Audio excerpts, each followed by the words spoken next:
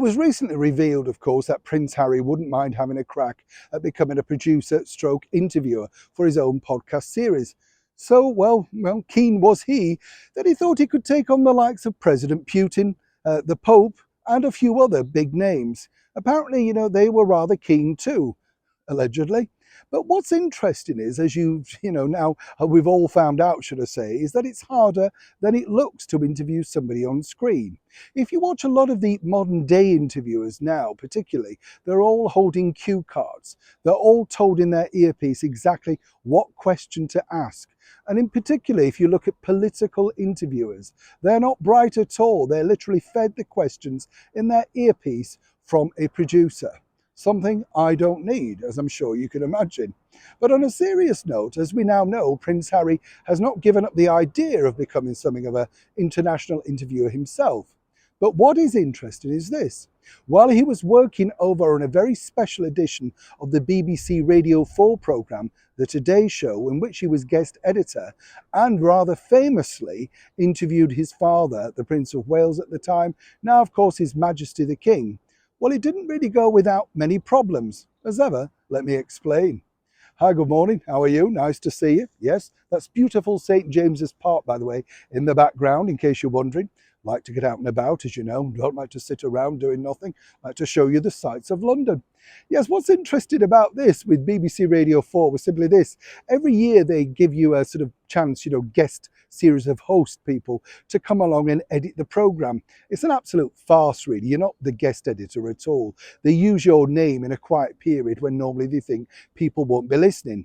And they hope that you'll bring your contact book along and, more importantly, bring in some big names. You couldn't really get any bigger, could you, than the Prince of Wales at the time, now His Majesty the King. Hence the reason they decided Prince Harry to come along and do that particular interview.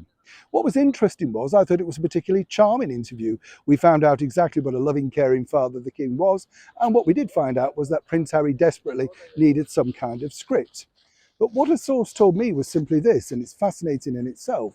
It took a long time to school Harry, and as ever we have to say allegedly, into the basic skills of simple interviewing, even though he knew his subject well.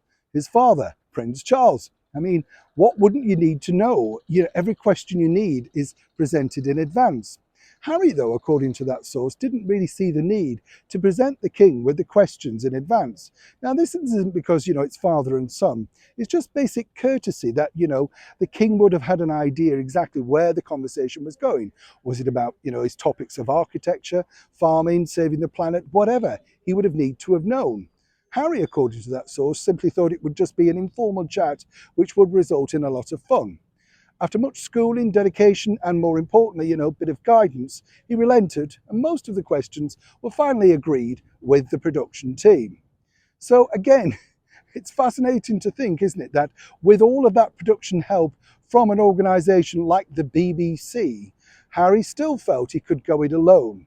Is it any wonder then that Spotify themselves, who I've said were stupid enough to give Harry and Meghan lots and lots of dollars, did they not think who exactly put these things together before they signed on the dotted line simply to get the brand names of Harry and Meghan? Now, it's very easy for them to attack the two ex-royals, but of course, from both sides, they can't do it, and Spotify didn't really care how much it cost as long as they got them. In the end, they've both turned out to be losers. But also, when you look about it, if Prince Harry wants to continue down this particular route, there's a lot of hard work looking down that particular avenue. And is he prepared to put the work in? According to that source at the BBC, not really. Neil Sean in the very heart of London.